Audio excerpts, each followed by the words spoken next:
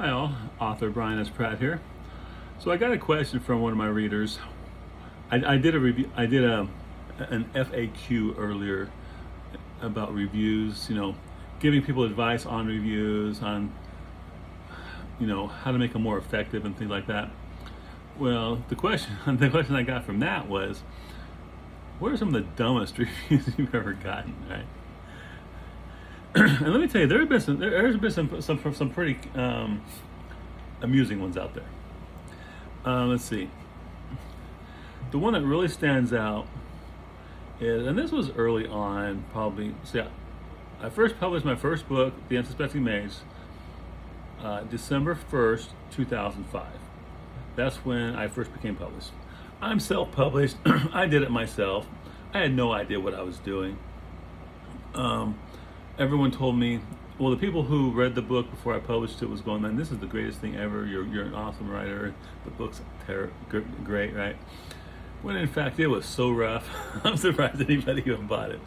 I've gone over it many, many times. It's even got a brand new reiteration just a little bit ago. This year, actually, a new version hit hit in ebooks. So if you download the free ebook now, it's the latest version and it's actually pretty good. But the first one, man, it was rough. Anyway, but people still liked it, and that always, that always shocks me that people liked it. I have a lot of self confidence issue when it comes to writing. I've always been a loner. Well, anyway, I'm digressing. So reviews, the stupidest reviews I've ever had. Well, one review came shortly after that. You probably have to go back to Amazon.com, back to 2006, 7 maybe, 6.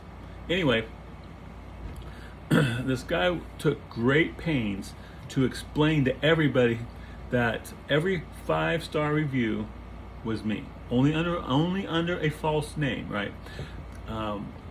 Because nobody could like my book.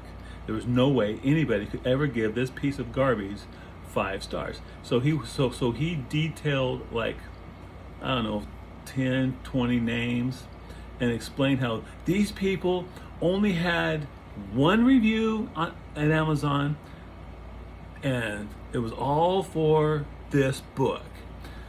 So this guy is faking it. He is putting it out there, and he's just trying to hoodwink everybody into thinking that his book is awesome and that they're going to waste their money on it, blah, blah, like I did. I hate this guy, blah, and okay.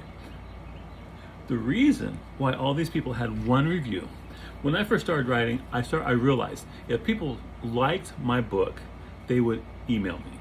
If people hated my book, they would post a review. Oh, a few people did post a positive review now and then, but far and wide, people who messaged me liked it, and people who posted reviews at Amazon hated it. so Amazon, all these 1-star reviews, right? And so I got this started really bothering me. And so when people would message me and say, man, I love your book, you're like a breath of fresh air, your stories are so exciting, so easy to read, and they liked my plots, and the action was good, I would say, well, I really love the fact that you love my books, and I appreciate it, but could you go to Amazon.com and put a review on The Unsuspecting Mage there at Amazon, right? So people who message me would normally never do a review. So of course they would. And back then you could review a book you hadn't bought yet. So some of these actually came in from internationally. Like this one guy, Bjorn, he was from Germany. And actually, if you go to Amazon.de, you can see his review there in German, same as he posted here in English. So one of the people that this reviewer said was me was Bjorn. Another one was my brother. Of course, my family is going to review the book, and they probably had never reviewed anything on anywhere. So one of them was my brother, one of them was my mother, one of them was Bjorn, And every one of them was somebody I had asked to review who had read the book, because my mother and my brother were both editors of the book. They have no clue what to do. I mean, they're a lot better now, but back then, they weren't helpful at all. But God bless them, they did their best, right? But so, yeah, that was one of my most annoying reviews. And later on, I had published okay, so later on, 2010, I made on, I got into Smashwords, an ebook publisher, and they allowed me to make the first book free. So I did that. Because sales. I was getting monthly sales every I was getting royalties, but it wasn't much, but it was enough to keep me going, right? I think a couple hundred was coming in every now and then, and so that was pretty nice for someone who didn't know what they were doing, had no agent, no editor, no publisher, just a guy in his typewriter, or I guess word processor now, trying to eke it out. So I had all 7 books of the Motorcycle Saga out. The first book was free. So, and then what would happen at Smashwords, Mark Corker, CEO of Smashwords, contacted me because people would download the first one, then buy the next 6. Download the first one, buy the next 6. Well, anyway, around this time, and I mean, that when I first made it free, boom!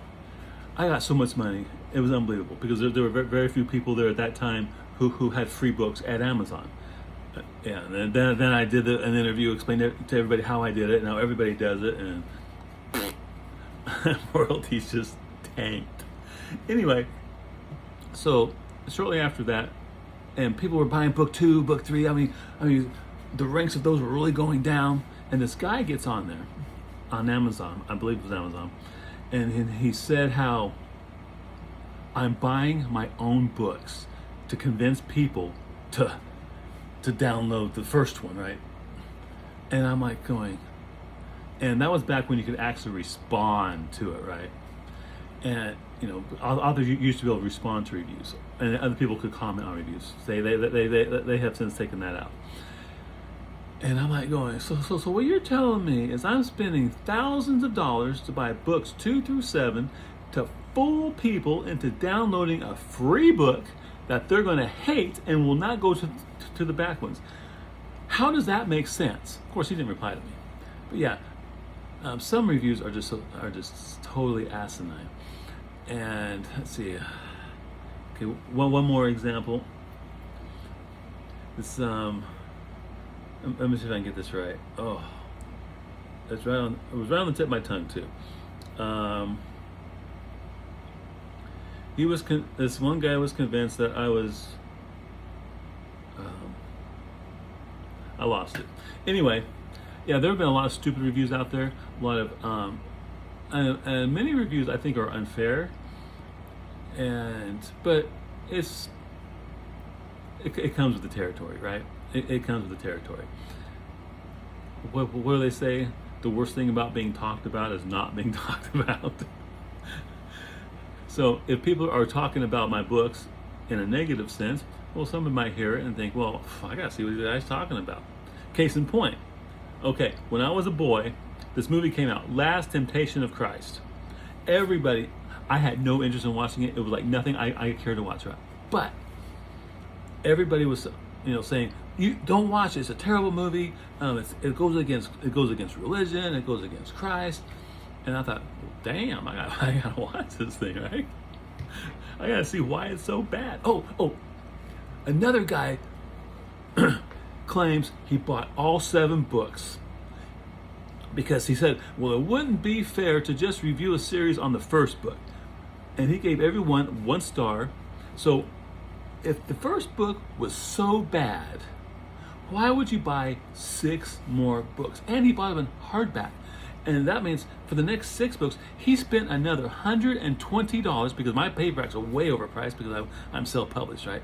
So why on earth would he buy Okay, he bought the first book, right?